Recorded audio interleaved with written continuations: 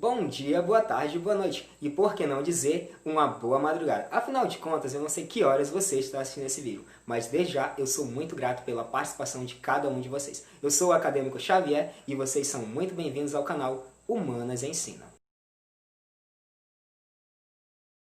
Voltamos de novo, galerinha, e no vídeo de hoje vamos entrar aí numa nova fase. Bom, no vídeo número 1, vídeo número 2 e vídeo número 3, a gente falamos sobre presidentes do Brasil. Fizemos aí um resumo geral dos presidentes que governaram o país. Na aula 4 a gente falamos sobre todas as constituições que o Brasil já teve. E no vídeo de hoje a gente começamos agora com uma nova fase. Vamos falar sobre civilizações. Vamos falar sobre as principais civilizações que temos no nosso mundo.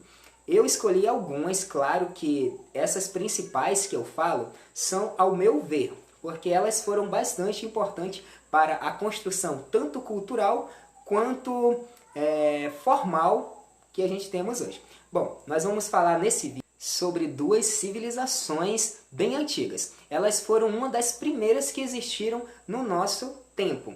Bom, a gente temos assim essa datação, né? Vamos falar na primeira parte sobre a civilização grega e na segunda parte dessa aula nós vamos falar sobre a civilização romana. No vídeo que vem a gente vamos falar sobre a civilização africana e na outra parte do vídeo a gente vai falar sobre a civilização egípcia.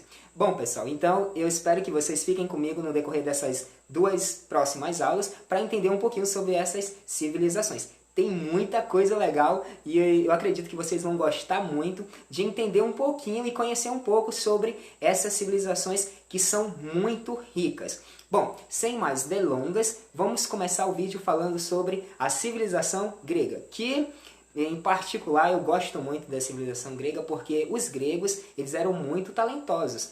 Eles criavam coisas assim do nada mesmo. Todos eles tinham uma criatividade muito grande. É na Grécia Antiga que vai surgir muitas coisas que hoje em dia a gente temos a atribuição para o Brasil, assim, digamos. Porque, por exemplo, na Grécia Antiga surgem-se os Jogos Olímpicos. E os Jogos Olímpicos é aquele momento marcante onde os países se reúnem para decidir aí quem vai ser o melhor, competir, tem jogos de todos os tipos. E o Brasil ele se destaca bastante, mas as origens dos Jogos Olímpicos foram lá na Grécia. Mas antes da gente falar sobre essas origens, sobre essas importantes contribuições que a Grécia Antiga deixou para a nossa cultura, vamos fazer um contexto vamos retroceder um pouco mais e fazer um contexto mais amplo da história da Grécia. Esse contexto, pessoal, como eu já disse para vocês, ele não vai ser aquele contexto gigante, aquele contexto onde você fica perdido e fala, nossa, ele falou tanta coisa que eu não entendi. Eu vou tentar fazer de forma mais clara, de forma mais sucinta e trazer um pouquinho mais sobre essa cultura que é uma cultura sensacional. Bom, então vamos começar pelo seguinte, vamos começar pela formação da Grécia. E a princípio, pessoal, a Grécia não pertencia a um território unificado, mas ela era uma cultura, ou seja, ela era formada por línguas, costumes. Então, era uma mistura de várias pessoas que estavam espalhadas em seu território. E o seu território era chamado de Estados-nação. Bom, dentro desse território, dentro dessa formação, as terras da Grécia eram terras de alto relevo. Eles tinham bastante montanha, tinha litorais, e foram nesses litorais, nessas montanhas, que deram inspirações aí para grandes escritores gregos escreverem suas obras, seus romances, suas histórias sobre Deus. Vamos ver que a Grécia ela é uma cultura muito rica em histórias, em mitos, e a gente vai entender um pouquinho mais caminhando nessa história, que é uma história muito bonita. Bom, a Grécia, ela, diferentemente de outros países, por exemplo, o Brasil, ele não tem uma religião oficial, como a gente vimos no vídeo anterior, que falava sobre todas as constituições, e isso ficou ali acertado na Constituição, que o Brasil não ia ter mais uma religião oficial. Do mesmo jeito, a Grécia não tem uma religião oficial. No entanto, a Grécia ela vive num sistema de politeísmo. O que seria o politeísmo? Que é o nosso primeiro ponto. A Grécia Antiga, ela é formada por diferentes nações que vieram se agregando. O povo grego, ele não surgiu do nada. Veio pessoas de outros lugares, foi se agregando, foi se misturando, costumes, línguas, tradições, e formaram, então, o povo da Grécia. E esses povos, eles eram bastante ricos em criar histórias. Dentro dessas histórias, criavam bastante mitos, eles davam característica para deuses, tanto que os deuses que eles adoravam tinham características humanas. Então, para vocês entenderem, o politeísmo, ele é a prática da pessoa servir a vários deuses, que é diferente do monoteísmo, que é o monoteísmo, basicamente é o dos cristãos, que seguem apenas um único Deus. Já o politeísmo não, o politeísmo ele vai seguir vários deuses. Dentro dos deuses que se destacam na Grécia Antiga, temos os deuses do Olimpo, que seria a classe máxima dos deuses, seriam os deuses supremos. No Olimpo só tinha mesmo os deuses fortes. Por exemplo, tínhamos Afrodite, que era a deusa do amor. Afrodite ela era casada com Hefasto, que era o deus do talento. Ao contrário dos outros deuses da mitologia grega, porque na mitologia grega sempre essa questão do belo era tratado de forma, vamos dizer assim, bem carinhosa. Por exemplo, os artistas que faziam as suas esculturas sempre faziam homens bastante bonitos, mulheres bonitas, porque a beleza para os gregos era um sinal de que você estava bem. Então, para você estar bem, não é só você estar bem de saúde, você também deveria estar bem por fora. Então, a beleza física era muito aclamada pelos gregos. E o deus Hefasto, que é casado com a Afrodite, ele era o deus que representava a oposição no mundo grego, porque ele era o único deus feio da história da mitologia grega. Ele era um deus que, quando ele havia nascido, ele havia caído do Olimpo, que era o céu dos deuses, e ele acabara ficando aleijado e ele não andava. No entanto, o deus Hefasto ele era muito talentoso, por isso que ele era o deus do talento.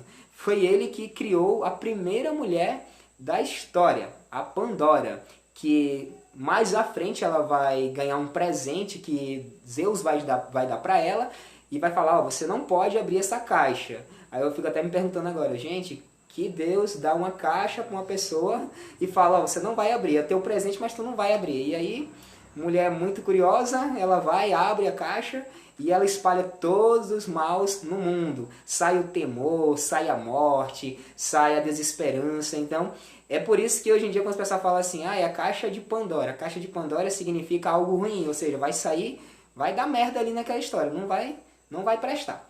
Bom, pessoal, continuando com os deuses do Olimpo, nós temos também o Zeus, que era o poderoso chefão ali do Olimpo. Zeus, ele era filho de Cronos. Cronos era o deus do tempo, ele era um titã. Os titãs, pessoal, eram uma espécie de deuses que vieram antes dos deuses que estavam agora. Eles eram os antigos reis que ficavam no Olimpo. Só que a nova classe, que é a classe de Zeus para frente, eles vieram, se reuniram, Zeus, Hades, e o Poseidon, e conseguiram selar o pai deles dentro do Tártaro. O Tártaro seria a prisão perpétua ali para os deuses. Essa prisão ficava aí no submundo de Hades, que mais à frente, quem quiser pesquisar, vocês vão entender basicamente como é que era essa divisão para o povo grego. Porque para o povo grego, eu vou deixar bem claro para vocês, que ele não vai ter uma visão como a gente tem. Por exemplo, a visão que os brasileiros geralmente têm é que quando você morre, você vai ou para o céu ou para o inferno. Isso é derivado dos escritos que temos na Bíblia. A Bíblia diz que se você for bom, se você seguir os mandamentos de Deus e fazer tudo certo, você vai para um céu, você vai ser feliz para sempre. Se você cometeu coisas ruins, se você não obedeceu às leis de Deus, você vai para o inferno. Já no mundo antigo da Grécia, era diferente. O jeito deles pensar era um pouco diferente do jeito que a gente imaginava. Por exemplo, o inferno para eles não era um lugar assim tão tenebroso, porque dentro do inferno havia algumas divisões, haviam ali alguns tipos de prisões que era para determinado tipo de pecado que você fez. Se você foi mão de vaca na vida, você ia para um lugar diferente. Se você agredia pessoas, era dominado pela ira, você ia para um outro lugar diferente, e assim sucessivamente. E dentro do inferno havia um campo, chamado Campo Elíseos. Esse Campo Elíseos seria para onde iriam as almas dos grandes guerreiros, dos valentes, daqueles que tinham lutado na guerra, que tinham feito bem. Eles iam para esse lugar e lá eles iriam descansar. Então você vê muito essa oposição, né? Então para eles não tinha muito essa, que eu vou para o céu. Não, ou você vai para o inferno ruim, o inferno, vamos dizer, do lado esquerdo, ou você vai para o inferno do lado direito, onde vai ter um campo bonito, que é o Campo Elíseos, e você vai passar o resto da sua eternidade ali. Bom, também no Olimpo havia a deusa Hera. A deusa Hera era casada com Zeus e, consequentemente, ela era a deusa do casamento. Não tem muitas informações sobre a deusa Hera, porque ela não teve assim tanto protagonismo na mitologia grega. A lembrança maior que as pessoas têm de Hera é quando Hera obriga Hércules, que era o filho de Zeus, com uma mortal, a fazer 12 trabalhos impossíveis para um ser humano. E ela está querendo castigar ele porque o Zeus, gosta muito de Hércules e tinha traído ela com uma mortal, e ela queria castigar o filho desse relacionamento. Então a única lembrança que nós temos assim de Hera é quando ela obriga o Hércules a fazer 12 trabalhos, mas no final Hércules sai vitorioso. Bom, no Olimpo também nós temos o deus Apolo, que é o deus da beleza. Esse deus tem um fato importante, porque era ele que carregava o sol, que comandava, porque ele tinha um carro, e segundo a mitologia grega, esse carro comandaria todo o sol. Então, durante o dia, o Apolo, o deus da beleza e o deus do sol, ele passeava com o seu carro até o final do dia, quando o carro do Apolo ele estava descendo. Os pessoal eles não falavam que era o pôr do sol, falavam que era o carro de Apolo que estava descendo, porque, ou seja, estava simbolizando que estava acabando o dia. Também dentro do Olimpo, nós temos a irmã gêmea de Apolo, que é Ártemis, que era a deusa da caça. Nós temos Dionísio, o deus do vinho. E, enfim, tem muito deus que, se eu for falar de todos os deuses, nós vamos perder aí muitos minutos falando, mas as histórias são tão boas, pessoal, que vale a pena a gente lembrar pelo menos algumas delas. Vamos entender um pouquinho mais sobre a cultura da Grécia. Não vamos se prender muito aos mitos, porque vai ter muito mito pela frente. Alguns mitos talvez a gente ainda vamos falar aqui, porque tem relação com a cultura. Ou seja, tem alguns mitos que é de origem, tem alguns mitos que explica vamos dizer assim, algum sistema que eles tinham naquele tempo. Então, se caso isso acontecer, a gente vamos voltar a falar de algum mito. Então, vamos prosseguir para frente. E a Grécia Antiga, ela é dividida em 3 períodos. Nós temos o período homérico, nós temos o período arcaico e nós temos o período clássico. Vamos começar a falar do período homérico. O período homérico ele vai de 1200 até 800 antes de Cristo. Esse período, as informações elas foram obtidas por pesquisadores devido a alguns poemas que são de Homério. Homérico ele escreveu alguns poemas e esses poemas são atribuídos a ele, e segundo a datação, os pessoal acreditam que esse período aconteceu de 1200 a 800 a.C. A principal característica desse período era que o fim do poder centralizado nos palácios e também o declínio da vida palaciana. Já no período arcaico, 800 até 500 a.C., o que caracteriza esse período é o seguinte: a falta de comida mais o aumento populacional fez com que eles começassem a criar novas colônias e, com isso, consequentemente, a criar a polis, que seria a cidade. É nesse período que é fundado Atenas. Atenas é fundada pelos jônios, próximo ao mar Egeu, numa planície que era muito seca, era uma planície bem infértil. No entanto, elas eram cercadas por ilhas, tinha aqueles arquipélagos bem bonitos. O nome Atenas é em referência à deusa Atenas. Como eu disse para vocês ainda há pouco, eu não ia mais falar sobre deuses, mas Atena, pessoal, é a homenageada dessa cidade, então eu não poderia deixar de falar dela. Atenas, lá no monopólio de deuses, ela também estava no Monte Olimpo. E ela era a deusa da guerra, a deusa da sabedoria. Atena, ela teve uma história bem interessante. Ela é filha de Demétrios, a deusa da prudência. E quando a mãe dela estava grávida, Zeus recebeu ali uma profecia do deus do fogo, que falava que o filho que nascesse da Demétria iria roubar o seu trono e iria destronar ele, como ele havia feito com Cronos, o deus do tempo. Para evitar que isso acontecesse, Zeus engoliu Demétria. Pensa numa situação, o cara era grande, né, para conseguir engolir uma mulher inteira, engoliu ela e pensou que tinha resolvido o problema. Só que com 9 meses depois ele começou a sentir uma forte dor de cabeça e nada parava. Então ele foi lá, chamou o Hefasto, que era o deus do fogo, e falou: olha, Hefasto, eu preciso que você parta a minha cabeça ao meio. Ele pegou o machado dele, que era machado de Deus, tinha poder, e partiu a cabeça de Zeus ao meio. E da cabeça de Zeus nasceu Atena, já adulta, com cheia de sabedoria, e se tornou a deusa da guerra. Atenas, pessoal, é uma cidade que se desenvolveu muito rápida. Vamos entender um pouquinho sobre essa revolução política que houve em Atenas. Vamos começar pela monarquia no período que ela foi fundada, ou seja, no século X até o século 8 a.C. Nesse sistema de monarquia, o rei tinha plenos poderes e ele era auxiliado por um grupo de anciões. Já o segundo sistema que Atenas passou foi a oligarquia, que aconteceu em meados do século 8 a.C. Na oligarquia, o rei foi substituído por um grupo de pessoas chamado arcontes, que pertenciam ao grupo da aristocracia. Já no século 6 a.C., Atenas passava pelo período da tirania. O tirano ele governava com poderes autocráticos. E por fim, em 504 a.C., chega-se à democracia. A Assembleia governava o país junto com todos os cidadãos que participavam das decisões da polis, ou seja, da cidade. E apesar da Grécia ser o berço da democracia, nem sempre foi assim.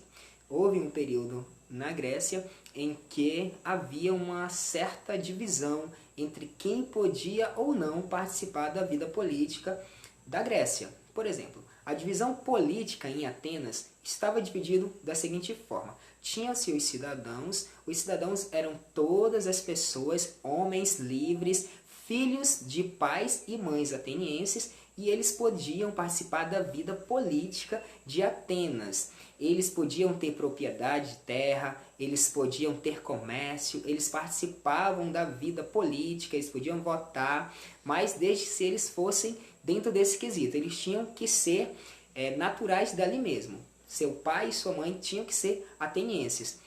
Depois nós temos os metecos. Os metecos, eles eram estrangeiros que vinham de outros lugares para a Grécia. Em Atenas, eles não podiam participar ali da vida política. Eles também não podiam ter terras. Eles trabalhavam basicamente no comércio e no artesanato. E a terceira classe dentro da divisão em Atenas era a classe de escravos. A classe de escravos eram pessoas que eram escravos, que haviam sido pegos em guerras, porque lembramos que na Grécia Antiga eles combatiam bastante. E aqueles perdedores que não conseguiam vencer a guerra, eles eram levados como escravos para a Grécia. Aí tem um detalhe bem importante nessa parte dos escravos. Os escravos da Grécia não eram negros, como a pessoa já deve estar pensando na cabeça. Os negros eram os escravos na Grécia. Não, não eram negros. Eles eram pessoas que vinham de outras civilizações, brancos mesmos. Perdiam a guerra e eram levados cativo como escravo.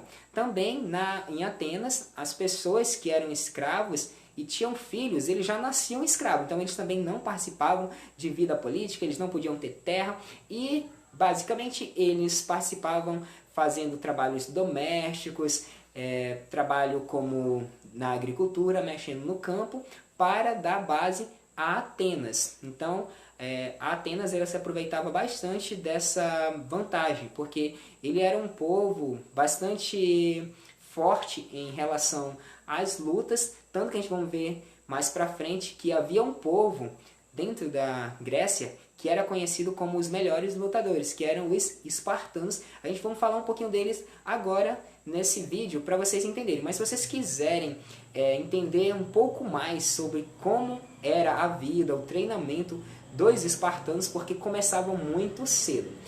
Os espartanos, pessoal, eles começavam seus treinamentos aos 7 anos de idade. A criança, na Grécia, eles ficavam do 0 até os 6 anos, até os 7 anos incompleto, com a sua mãe. A partir desse período, eles eram apartados das suas mães e eles passavam a conviver com seus pais. Seus pais levavam seus filhos para as selvas, para as florestas e começavam um duro treinamento. Isso na era espartana. Os espartas, eles tinham essa forte ligação com guerras. Eles eram homens valentes que iam para a guerra mesmo para ganhar, nada de perder. Eles queriam mesmo, eles tinham mesmo aquele sede nos olhos para ganhar as guerras que eles entravam.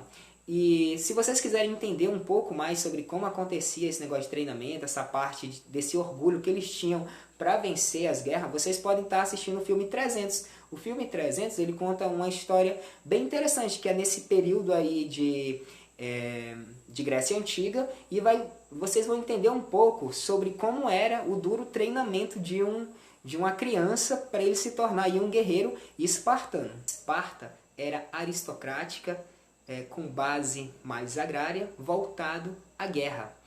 Como eu disse para vocês, os treinamentos dos meninos começavam aos 7 anos de idade. E em Esparta, as mulheres também recebiam treinamento físico e psicológico. Físico para que elas pudessem gerar filhos robustos, fortes e saudáveis, e psicológico para elas suportarem a perda dos seus filhos, porque quando seus filhos eram apartados delas, elas precisavam entender que aquilo era importante para o desenvolvimento daquele país, daquela civilização. Então, era um treinamento psicológico muito grande, que desde pequeno, as mais velhas, as mulheres, já iam passando para as crianças, meninas, falando, olha, quando você crescer você vai ter filhos e vai chegar um momento que você vai ter que se apartar deles. Era um treinamento que começava desde cedo para que no futuro as mães não sofressem com o afastamento que elas iriam ter dos seus filhos. A pirâmide de poder em Esparta, da organização política, estava arquitetada da seguinte forma. Primeiro, lá em cima, no topo, estava a diarquia. A diarquia era composto pelo rei. O rei, ele era o comandante supremo da guerra, ele era o juiz, ele era o representante geral da nação. Depois deles vinha os gerúsias. Os gerúsias, eles eram um grupo formado por 28 anciões e eles eram encarregados de elaborar as leis que iriam reger a sociedade espartana. Em seguida, nós temos os éfores. Os éfores, eles eram 5 cidadãos escolhidos pelo povo e eles tinham ali a função fiscalizadora e mantenedora ali de ordem em relação aos 2 gerúsias e 2 apelas. Em seguida, nós temos os esparciatas. Os esparciatas eram os grupos de homens com mais de 30 anos. E esses homens, eles tinham que ter pelo menos um lote de terra. Se eles tivessem um lote de terra, eles poderiam participar da vida política, ter escravos, eles poderiam também ter cargo público.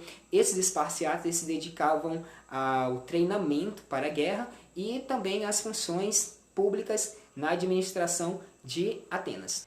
Já os periecos, que é a próxima classe, eles também eram formados por homens livres. No entanto, ao contrário da classe anterior, eles não tinham nenhum lote de terra. Então eles trabalhavam basicamente com artesanato e agricultura, e em período de guerra eles eram recrutados para lutar. Esses também tinham que pagar tributo para a cidade. Já as mulheres espartanas, ao contrário aí de outras mulheres de outras polis, elas tinham alguns direitos. Mesmo que elas não pudessem participar da vida política, elas podiam frequentar reuniões públicas e elas também podiam governar ao lado do seu marido, coisas que não era permitido a mulheres em outras polis, a não ser a espartana. Em relação à evolução do povo grego, nós podemos delimitar eles em 4 grupos. Os primeiros gregos eram chamados de gênios, que era aquela associação onde tinha várias famílias, chefiada por um único patriarca, chamamos assim. Depois dos gênos vinha as fratrias. As fratrias eram grupos de vários outros gênos, ou seja, eram a associação de outros grupos de pessoas que eram chefiados por um patriarca. Depois das fratrias, nós temos as tribos. As tribos era a associação de várias patrias sendo chefiado por um único basileu, ou seja, um rei. E por fim vem o rei. O rei era já da ordem jurídica, econômica, militar e governava sobre todos os outros, os gênos, as patrias e a tribo. Como eu disse para vocês no começo do vídeo, a Grécia, ela nos presenteou com muita coisa boa. Então vamos falar agora um pouquinho sobre as heranças culturais que a Grécia nos proporcionou. A Grécia, ela foi o berço aí da descoberta da razão. Então a Grécia, em certo período de sua existência, ela vai deixar de acreditar em mitos, porque a Grécia Antiga, como vimos, ela acreditava muito em mitos, tanto que tinha bastante mitologia para tentar explicar todos os acontecimentos que aconteciam no cotidiano das pessoas. Já a Grécia contemporânea, ela vai falar, não, ela vai falar mais sobre a razão, vai trabalhar mais essa questão de conhecimento mesmo, que tem como provar. É nesse período que vai se destacar aí algumas disciplinas, algumas áreas do conhecimento que até hoje está presente no nosso cotidiano, como é o caso da filosofia, com Sócrates, com Platão, com Aristóteles. Também na Grécia é que surge a matemática e os cálculos. Aí nós temos os seus representantes, temos também o Pitágoras. Então nós temos bastante representante da área da matemática também, isso na Grécia Antiga. É na Grécia Antiga também que vai surgir os primeiros Jogos Olímpicos e que também vai influenciar outras culturas, cultura também presente no Brasil. O Brasil adquire bastante dessa parte das Olimpíadas também. É na Grécia Antiga que surge também o sistema de direito, ou seja, de dar ao povo o direito de participar da vida política, a democracia. Essa democracia vai ser depois espalhada por outros países, mas a Grécia é o berço da democracia, vamos dizer assim, originária, porque é dela que saem os princípios que vão fundamentar aí depois outras democracias. Como eu disse para vocês, a democracia na Grécia, ela era uma democracia parcial. Parcial porque nem todos participavam da vida política, nem todos tinham os mesmos direitos, mas, enfim, pessoal, foi a que deu o passo principal, o primeiro passo para se consolidar o sistema de democracia no mundo afora. Então, os outros países depois imitaram o sistema, aperfeiçoaram, mas tudo isso se originou na Grécia Antiga. Como eu disse para vocês também, os gregos eles eram muito talentosos. E outra herança cultural que nós recebemos do povo grego foi a vasta literatura que eles deixaram para a gente. A gente temos aí no período homérico os livros de Odisseia, de Ilíada, que ficaram muito famosos no mundo afora. É dos gregos também que herdamos o teatro. Os gregos se reuniam na praça pública para encenar peças teatrais escritas pelos grandes escritores da época. Vamos lembrar também que nesse período o teatro ele também era um pouco restrito à sociedade. Por quê? Porque nem todos podiam assistir ao teatro naquele tempo, e também porque quem interpretava os autores, todos eles eram homens, e eles sempre usavam máscara, eles não mostravam os seus rostos mesmo de verdade. É da Grécia também que a gente vamos herdar as músicas. Os gregos eram muito talentosos. Os gregos criavam coisas do vento mesmo. Eles tiravam ideia do vento. E a música estava muito presente na Grécia Antiga. Então, da Grécia a gente recebe essa herança musical, porque eles eram assim bastante animados mesmo. Como eu disse para vocês, existiam deuses para tudo. E o deus que mais animava isso, que mais inspiravam eles a fazer essas criações era o deus Apolo, que era o deus do conhecimento, o deus da sabedoria, e também o deus Dionísio, que era o deus do vinho. Por que eu cito o deus Dionísio? Porque as festas como eu disse para vocês, as músicas eram geralmente inspiradas para deuses. Eles dedicavam essas músicas para os deuses do Olimpo. Então os deuses serviram como uma fonte de inspiração para que eles conseguissem criar instrumentos, músicas e melodias que tocam até hoje nos dias atuais. Bom, também é da Grécia que a gente herdamos aí a arquitetura, porque pense em um país onde tem arquitetura bonita, é o povo grego. O povo grego, eles criaram palácios, criavam casas, estátuas, vasos, que até hoje são admirados pela perfeição que eles colocavam. Materiais onde os arqueólogos até hoje escavam e eles encontram aqueles materiais da antiguidade e eles se admiram pela qualidade como eles faziam. E isso lembrando, pessoal, que era num período onde não existia tanta ferramenta. Já pensou se eles tivessem acesso às ferramentas que nós temos hoje nos nossos dias atuais? Eles teriam feito verdadeiramente um palácio em terra mesmo. Eles teriam criado um reino totalmente diferente. As esculturas não ficam de fora também.